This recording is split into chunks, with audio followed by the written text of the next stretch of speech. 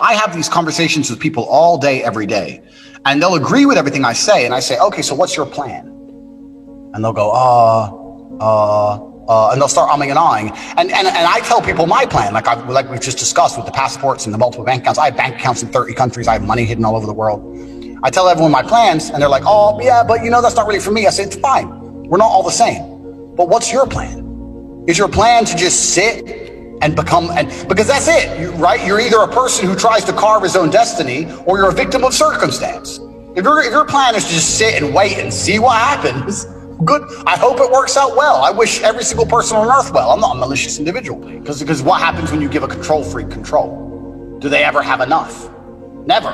When has a control freak ever said, okay, that's enough control, I'm full, thanks? Never. When has a heroin addict said, that's enough heroin? When has a gambling addict said, oh, that's enough gambling? Never. These people are control freaks. They're control freaks, and especially the tech dorks, right? Because the tech dorks have never had any power in their lives because they're nerds. So, like, you're a nerd. You've never had power over other men. No man's ever been scared of you. No woman's ever respected you. You've never felt powerful until you invented your little website. Now you feel powerful. They all got God complexes, these people. So they're gonna twist a knife. That's what they're gonna do. I just like to think that what I do, I don't really have a plan as much as I have a life philosophy. So I try and keep everything I do is aimed towards X goal. So even when I first started my passport journey, instead of just going on holiday, I chose the country I was going to get the passport in. And then my holiday was a working holiday, because my holiday was based around trying to get a passport. Anything I do, I try and keep the end goal in mind. So people who know me say, Tate, your whole life is work. I say, yeah, it is. But I live a fun life. And I do what I enjoy. But every single thing I do has some kind of work tinge to it. It's not so much as having a plan, it's just a mindset and an attitude. I'm always constantly striving towards something. The idea of just relaxing completely, I'm quite fortunate, because I don't find that appealing. People go, oh, I'd love to just relax on a beach. I can't think of anything worse than sitting on a beach. I'll be bored in 3 minutes. I can't do that as an individual. So maybe that's something I've learned, maybe it's something I'm born with. But for me, it's always been goal, action, action, action, action, action, action. So with that in mind and a goal in mind, that's just kind of how I do it. But a lot of people, you're talking about making a plan, a 10-minute plan, but a lot of people don't even have a plan. A lot of the people are just waiting for their ship to come in. One day my ship will come in, and when it does, I'll buy a house, and then, I'll go on holiday twice a year. Like, that's their entire life goal. That's their life plan.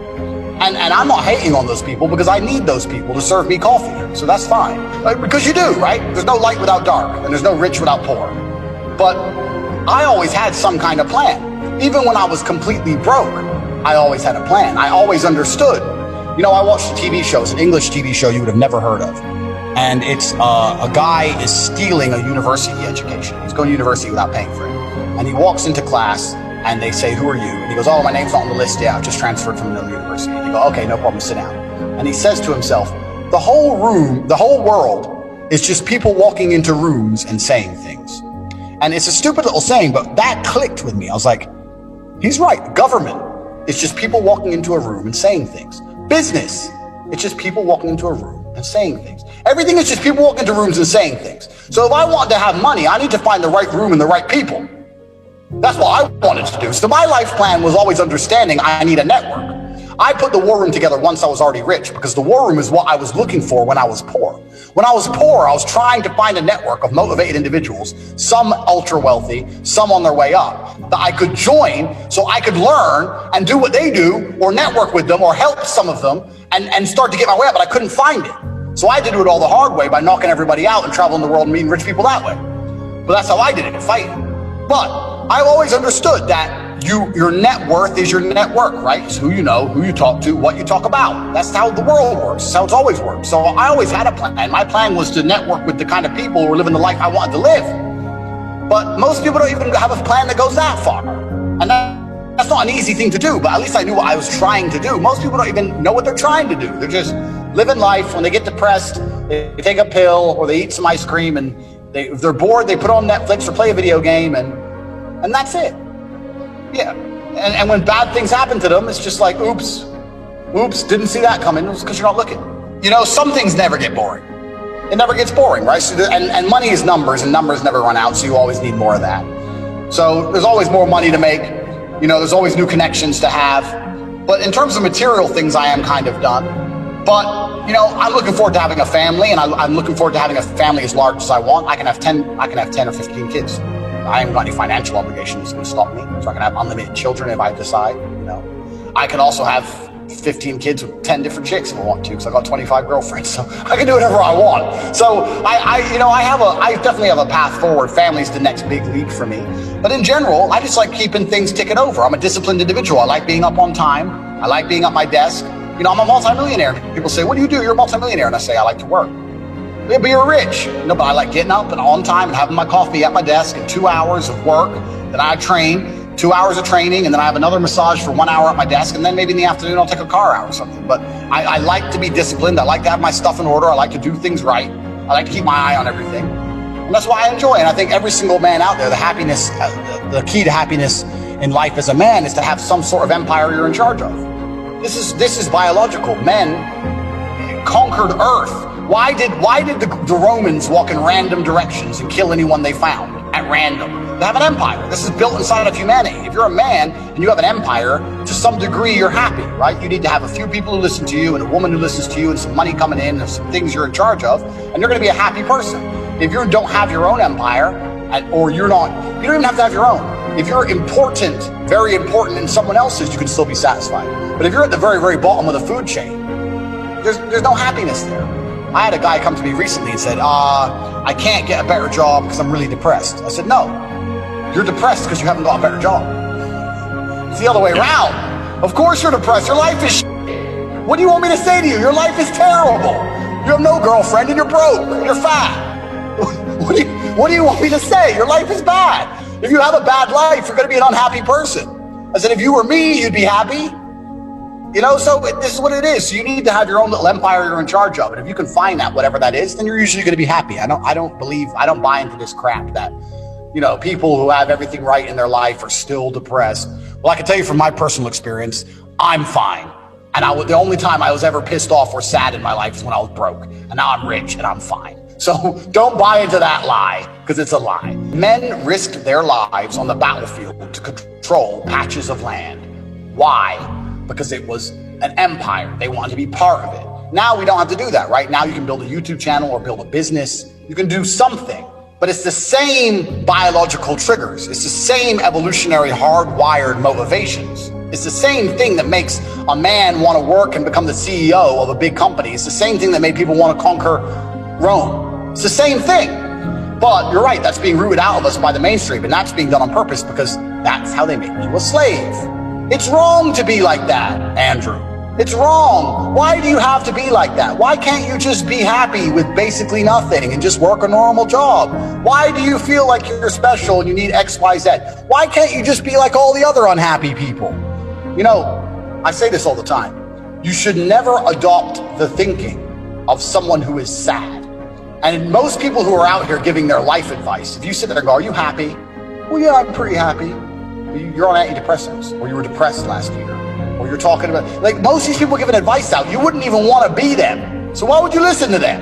I'm not going to listen to anybody unless they're happier than me. Otherwise, I'm never going to listen, So yeah, it's being rooted out by the mainstream because they want all of us as slaves. They want us as slaves. The people who are in charge of the world need people to clean their cars and build their boats. Slaves, that's all it is. That's how it's always worked. And I'm not saying absolutely everybody can be a business owner or not absolutely everybody can do all that, X, Y, Z. I'm not saying that. I'm saying, look, if you're the right-hand man or even the fourth or fifth in line to a very important conglomerate, then fantastic. If you're the fifth most important person at Coca-Cola, I'm sure your life's great. It's not all about that. It's about the fact that, like you said, if you're not trying to do anything to define yourself as an individual and you're not trying to build any kind of empire for yourself, your last name, that's your empire. That's who you are. And that's going to be for your family and your children. They're going to learn from you. If you're not trying to do that at all, well, then someone else is just going to snap you up. Like you said, your land's going to be snatched out from underneath you. And that's the reality of the world. And if you're going to sit to me and say, oh, Andrew, I agree with you, but when I try to do these things, I get distracted because I don't have motivation. Well, then guess what? you deserve the life that's coming to you. If you don't have the motivation to work hard in the gym, or the motivation to try new ideas, or the motivation to stick at a good idea that you have, or the motivation to do your work properly, and then you want to come to me and complain about your life, you have built your own life and you deserve the misery you carry. You designed a life which was going to make anybody miserable, and now you're miserable. Congratulations. If you don't have motivation to try and be something more than Joe Schmo, well, then you deserve the misery. Completely. And everybody knows something you don't. Everybody.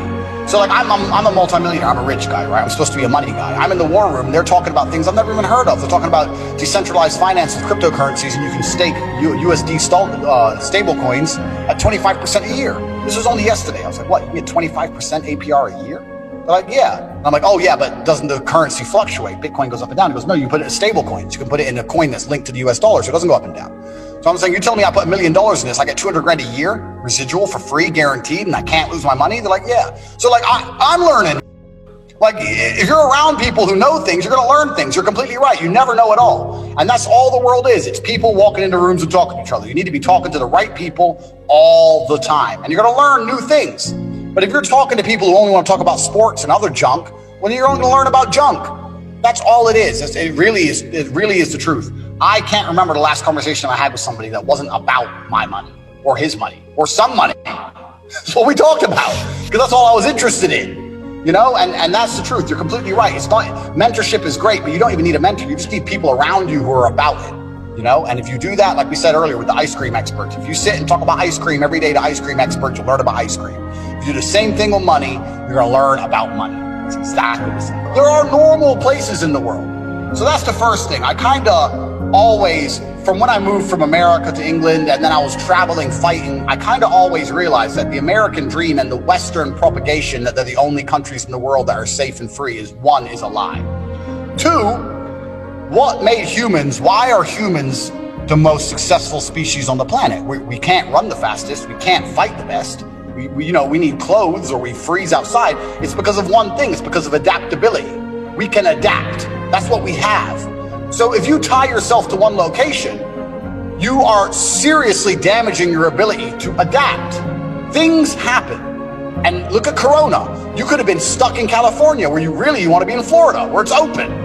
You need adaptability. So for the same reason I say to people, look, don't buy a house, rent a house. Oh, but renting is wasting money. No, what wasting money is paying a whole bunch of interest on a mortgage for a house that when you finally need to sell it, it takes 3 years to sell. Time is money. You're wasting it. Just rent a house, find a way to make some money, and if you get annoyed in X location, you can move.